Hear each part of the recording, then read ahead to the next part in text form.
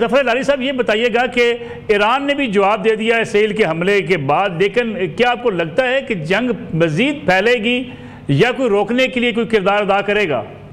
यार, जब तक हर किस्म का सिस्टम जो है, इंफ्रास्ट्रक्चर जो है न्यूक्लियर इनरिचमेंट का खत्म नहीं हुआ, इन्होंने जंग शुरू इसलिए तो नहीं किया है कि जल्दी से खत्म कर देने के लिए। इन्होंने शुरू किया है जंग जितना उनके आज सलाहियत है उसको तबाह करने के लिए।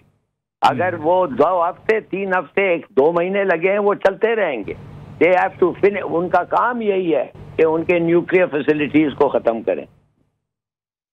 तो ईरान की कैपेसिटी को आप हलारी साहब कैसे देखते हैं? यार, आज पूरा दिन गुजर गया है, कोई जवाबी कार्रवाई तो नहीं हुई है। जो उन्होंने वो ड्रोन्स भेजे थे वो तो कहते हैं वो पता नहीं 1-2 भी नहीं पहुंचे हैं, या क्या जो कुछ पता नहीं चलता है उसका क्या हुआ। इजरायली कहते हैं कि हमने सबको खत्म कर दिया। तो आज उन्होंने बड़ा जोर तन के कहा है कि हमारा जवाब ऐसे होगा और वैसे होगा। तो ठहरे जवाब के लिए। अगर उनका जवाब अच्छा हो तो फिर हर इम्कान है कि ये जो है ये ख़त्म हो, जल्दी ख़त्म हो। इसलिए फिर इजराइल को कैजुअल्टीज बर्दाश्त करना मुश्किल हो जाएगा। मगर अगर इनफेक्टिव हो तो ये इजराइल ले जाएगा। मैं तो कह रहा था पहले कि इजराइल का इरादा ये है कि डी इंडस्ट्रियलाइज करना इनको। इसका मतलब है कि ना सिर्फ न्यूक्लियर मगर इनका जो इंडस्ट्रियल स्ट्रक्चर है उसको ख़त्म करना। पुल, ब्रिज, ये सब चीज़ हो सकता है अगर इजराइल के पास कोई और तरीका है ही नहीं। मगर अगर उनका जवाबी कार्रवाई सख्त हो तो फिर कैजुअल्टीज एक चीज़ है जो इजराइल बर्दाश्त नहीं कर सकता और वो है कैजुअल्टीज। हलारी साहब, इस वक्त अगर हम अमेरिका के किरदार की बात करें तो क्या लगता है डोनाल्ड ट्रंप जो है वो कोई किरदार अदा कर सकेंगे या उन्हें मुकम्मल सपोर्ट इजराइल के ही वो करते रहेंगे? उसने तो कर दिया जो किरदार करना था। उसने उनको ग्रीन चिक दे दिया था इजराइल को, जाओ करो भाई। वो तो शुरू से जब आया था, जब तेल अवीव से उसने कहा जाओ जेरूसलम, उधर ले जाओ तुम्हारी embassy. That was a great thing। कोई और अमेरिकन प्रेसिडेंट में ऐसी हिम्मत नहीं थी करने के लिए, मगर उसने कर दिया। इसलिए नेतन्याहू ने कहा कोई ऐसा अमेरिकन प्रेसिडेंट नहीं है जो प्रो ज़ायनिस्ट हो जितना ये है। उसने तो खुली छुट्टी दी हुई है उनको।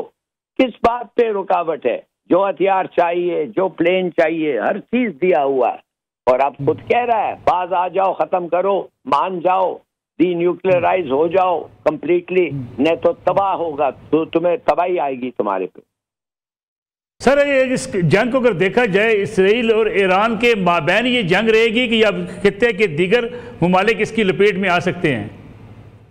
नहीं, कौन आएगा लपेट में जी? OIC तो उसका कुछ रहा ही नहीं है। कौन आएगा? जॉर्डन जो है वो ईरानी मिसाइल गिरा रहे हैं। सऊदी अरेबिया जो है उनको इजाजत दे दी है इजराइल को कि तुम हमारे एयर स्पेस में आके उनके मिसाइल्स मारो। और कौन रह गया है? तो आप समझते हैं OIC भी जो है इनफेक्टिव हो चुकी है, उसका कोई किरदार नहीं होगा, महज बयानबाजी होगी? अफसोस से, बहुत अफसोस से कहना पड़ता है कि यस, एब्सोल्युटली इनफेक्टिव हो गया। अगर इसराइल की इस वक्त जो दिफाई सूरत हाल है लाली साहब, उसका जायजा लिया जाए, डिफेंस सिस्टम इसराइल का, आप समझते हैं ईरान के लिए मुश्किल होगा जवाबी हमला करना या जवाबी हमले में कामयाबी हासिल करना?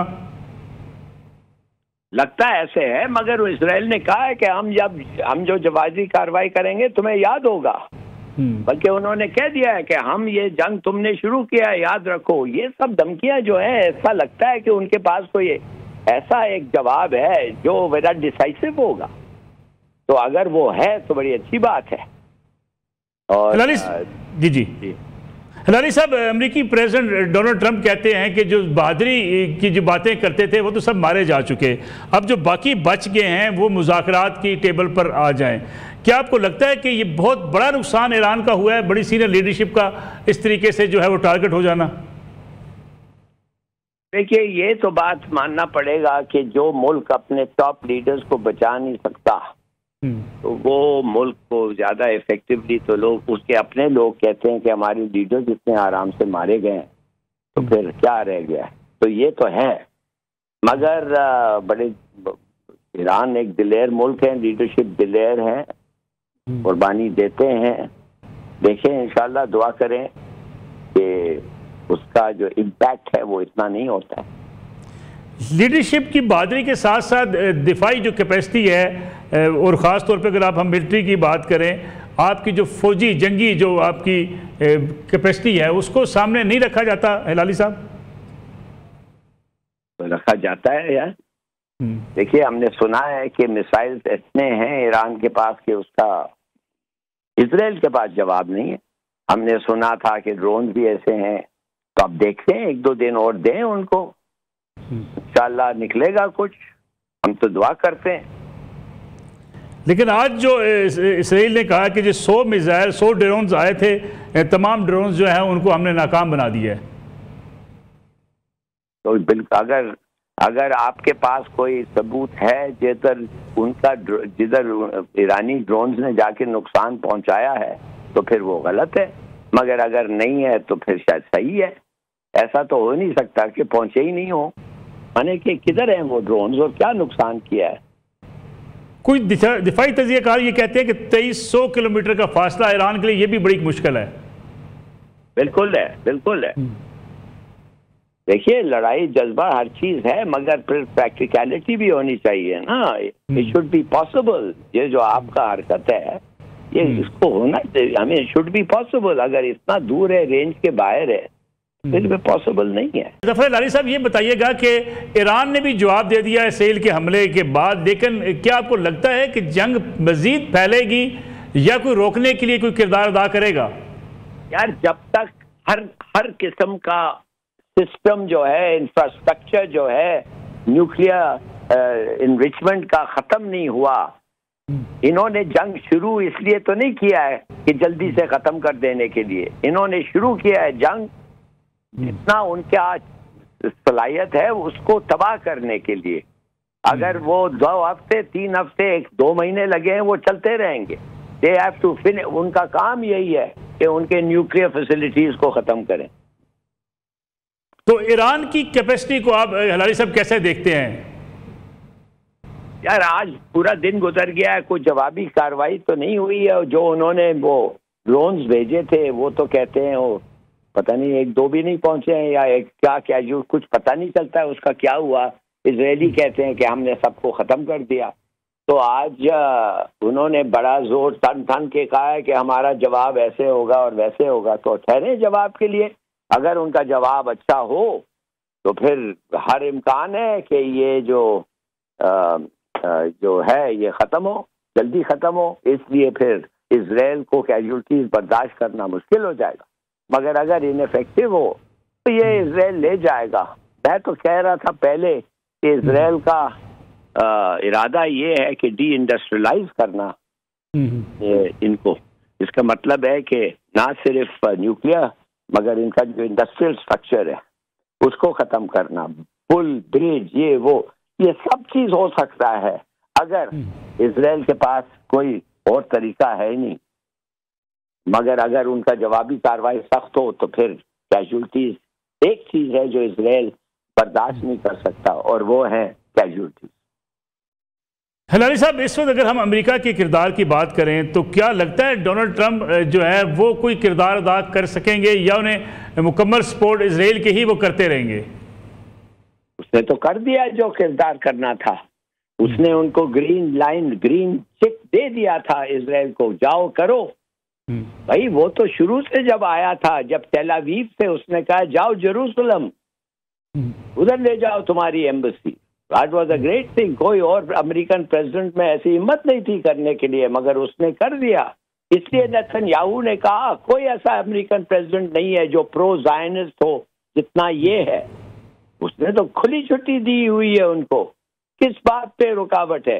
जो हथियार चाहिए, जो प्लेन चाहिए, हर चीज दिया हुआ है।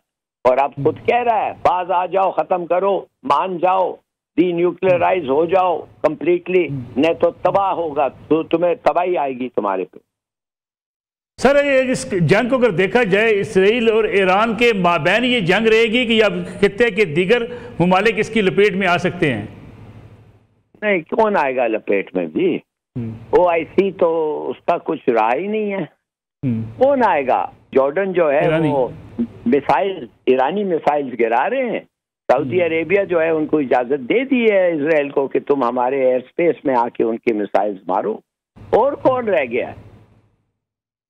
तो आप समझते हैं OIC भी जो है इनफेक्टिव हो चुकी है, उसका कोई किरदार नहीं होगा, महज बयानबाजी होगी?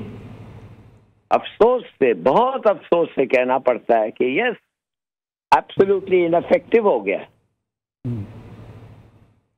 अगर इसराइल की इस वक्त जो दिफाई सूरत हाल है लाली साहब, उसका जायजा लिया जाए, डिफेंस सिस्टम इसराइल का, आप समझते हैं ईरान के लिए मुश्किल होगा जवाबी हमला करना या जवाबी हमले में कामयाबी हासिल करना? लगता है ऐसे है, मगर इसराइल ने कहा है कि हम जो जवाबी कार्रवाई करेंगे तुम्हें याद होगा। बल्कि उन्होंने कह दिया है कि हम ये जंग तुमने शुरू किया है, याद रखो। ये सब धमकियां जो है, ऐसा लगता है कि उनके पास कोई ऐसा एक जवाब है जो बड़ा डिसाइसिव होगा। तो अगर वो है तो बड़ी अच्छी बात है। और जी हिलारी साहब, अमेरिकी प्रेसिडेंट डोनाल्ड ट्रंप कहते हैं कि जो बहादुरी की जो बातें करते थे वो तो सब मारे जा चुके, अब जो बाकी बच गए हैं वो मुज़ाकरात की टेबल पर आ जाएं। क्या आपको लगता है कि ये बहुत बड़ा नुकसान ईरान का हुआ है, बड़ी सीनियर लीडरशिप का इस तरीके से जो है वो टारगेट हो जाना? देखिए, ये तो बात मानना पड़ेगा कि जो मुल्क अपने टॉप लीडर्स को बचा नहीं सकता तो वो मुल्क को ज्यादा इफेक्टिवली, तो लोग उसके अपने लोग कहते हैं कि हमारे लीडर्स इतने आराम से मारे गए हैं तो फिर क्या रह गया। तो ये तो है, मगर बड़े ईरान एक दिलेर मुल्क है, लीडरशिप दिलेर है, कुर्बानी देते हैं। देखें, इंशाल्लाह दुआ करें कि उसका जो इम्पैक्ट है वो इतना नहीं होता है। लीडरशिप की बहादुरी के साथ साथ दिफाई जो कैपेसिटी है, और ख़ास तौर पे अगर आप हम मिलिट्री की बात करें, आपकी जो फौजी जंगी जो आपकी कैपेसिटी है उसको सामने नहीं रखा जाता हिलाली साहब? तो रखा जाता है यार। देखिए, हमने सुना है कि मिसाइल्स इतने हैं ईरान के पास कि उसका इजराइल के पास जवाब नहीं है। हमने सुना था कि ड्रोन भी ऐसे हैं। तो अब देखते हैं, 1-2 दिन और दें उनको, इंशाल्लाह निकलेगा कुछ। हम तो दुआ करते हैं। लेकिन आज जो इसराइल ने कहा कि जो 100 मिसाइल 100 ड्रोन्स आए थे, तमाम ड्रोन्स जो है उनको हमने नाकाम बना दिया है। तो बिल्कुल, अगर आपके पास कोई सबूत है जिधर ईरानी ड्रोन्स ने जाके नुकसान पहुंचाया है तो फिर वो गलत है, मगर अगर नहीं है तो फिर शायद सही है। ऐसा तो हो नहीं सकता कि पहुंचे ही नहीं हो, माने कि किधर हैं वो ड्रोन्स और क्या नुकसान किया है। कुछ दिफाई तजियाकार ये कहते हैं कि 2300 किलोमीटर का फासला ईरान के लिए ये भी बड़ी मुश्किल है। बिल्कुल है, बिल्कुल है। देखिए, लड़ाई जज्बा हर चीज है, मगर फिर प्रैक्टिकलिटी भी होनी चाहिए ना। It should be possible. ये जो आपका हरकत है ये इसको होना चाहिए, हमें शुड बी पॉसिबल। अगर इतना दूर है, रेंज के बाहर है, फिर भी पॉसिबल नहीं है।